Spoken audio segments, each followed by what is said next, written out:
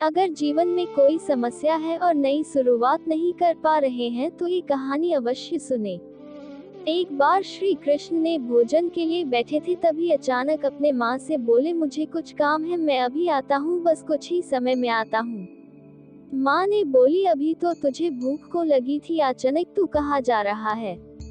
भगवान श्री कृष्ण ने बोले, बस अभी आता हूँ। वो तुरंत गए और तुरंत आ भी गए। माँ ने पूछी, इतनी जल्दी कैसे आए? भगवान श्री कृष्ण ने बोले, मेरे एक भक्त को बहुत से लोग पत्थर से मार रहे थे और मार खाते हुए भी कह रहा था, तेरे रहते मुझे क्या फिक्र, क्योंकि जो मुझे मार रहे हैं उनमें भी तू है, जिसके सर से खून निकल रहा है उसमें भी तू है। हर जगह तेरा ही रूप है, फिर मुझे क्या फिक्र, तू जाने तेरा काम जाने। श्री कृष्ण ने माँ से आगे कहा, माँ मेरे प्रति ऐसा समर्पण देखकर मुझे रहा नहीं गया, मैं खुद को रोक नहीं पाया, मुझे उसकी मदद के लिए जाना पड़ा। माँ ने पूछा, फिर तू इतना जल्दी कैसे आ गया?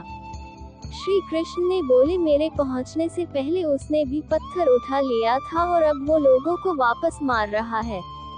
जब उसने परिस्थिति अपने हाथ में ले ली है, फिर मेरा वहाँ क्या काम, इसीलिए मैं वापस आ गया। कहानी से सीख, अपने जीवन में सच्चाई के साथ लगातार मेहनत करते हैं और पूरी जिम्मेदारी भगवान पर छोड़ दे कि अब तू जान, तेरा काम जाने, तुझे जो देना होगा दे देना। मैं केवल अपने लक्ष्य को पाने के लिए मेहनत करता रहूंगा, और यकीन मानो, जो व्यक्ति मेहनत करने के बाद, ईमानदार रहने के बाद सब कुछ भगवान पर छोड़ देता है, उसकी मदद करने तो भगवान खुद आते हैं। अब कुछ लोग सोचेंगे कि अगली बार कोई मारे तो भगवान का आने का इंतजार करेंगे, ना कि खुद कोई एक्शन लेंगे। लेकिन कहानी का यह मतलब बिल्कुल नहीं है। इस कहानी का यह अर्थ है कि मेहनत करते रहो, सच्चे रहो और बाकी सब भगवान पर छोड़ दो। अहंकार करने पर इंसान की प्रतिष्ठा, वंश और वैभव तीनों ही चले जाते हैं। विश्वास ना हो तो रावण, कौरव और कंस का अंत देख लो। तू करता वही है जो तू चाहता है, होता वही है जो मैं चाहता हूँ। तू वही कर जो मैं चाहता हूँ, फिर होगा वही जो तू चाहता है। इंसान गलत कार्य करते समय दाएं, बाएं, आगे, पीछे चारों तरफ देखता है, बस ऊपर देखना भूल जाता है। क्रोध से भ्रम पैदा होता है, भ्रम से बुद्धि व्यग्र होती है, जब बुद्धि व्यग्र होती है तब तर्क नष्ट हो जाता है, जब तर्क नष्ट हो जाता है तब व्यक्ति का पतन हो जाता है। श्री कृष्ण कहते हैं कि जन्म लेने वाले के लिए मृत्यु उतनी ही निश्चित है जितना कि मृत होने वाले के लिए जन्म लेना। इसलिए जो अपरिहार्य है उस पर शोक मत करो। हद से ज्यादा सीधा साधा होना भी ठीक नहीं है, क्योंकि जंगल में सबसे पहले सीधे पेड़ को काटा जाता है और टेढ़े मेढ़े को छोड़ दिया जाता है।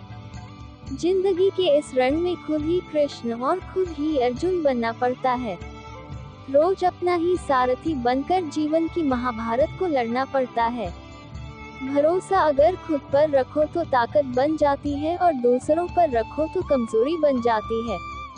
आप कब सही थे इसे कोई याद नहीं रखता है, लेकिन तुम कब गलत थे इसे सब लोग याद रखते हैं। हर किसी के अंदर अपनी ताकत और अपनी कमजोरी होती है। मछली जंगल में नहीं दौड़ सकती और शेर पानी में राजा नहीं बन सकता।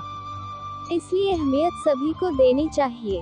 अच्छी किस्मत के लोग थोड़ा भी बुरा होने पर भगवान को कोसते हैं, और बुरी किस्मत के लोग थोड़ा भी अच्छा होने पर भगवान का स्मरण और धन्यवाद करते हैं। मैं सभी प्राणियों को समान रूप से देखता हूँ, न मुझे कोई कम प्रिय है न अधिक। लेकिन जो मेरी प्रेम पूर्वक आराधना करते हैं वो मेरे भीतर रहते हैं और मैं उनके जीवन में आता हूँ। सदैव संदेह करने वाले व्यक्ति के लिए प्रसन्नता न इस लोक में है न ही कहीं और। आत्मा न जन्म लेती है, न मरती है, न ही इसे जलाया जा सकता है, न ही पानी से गिला किया जा सकता है।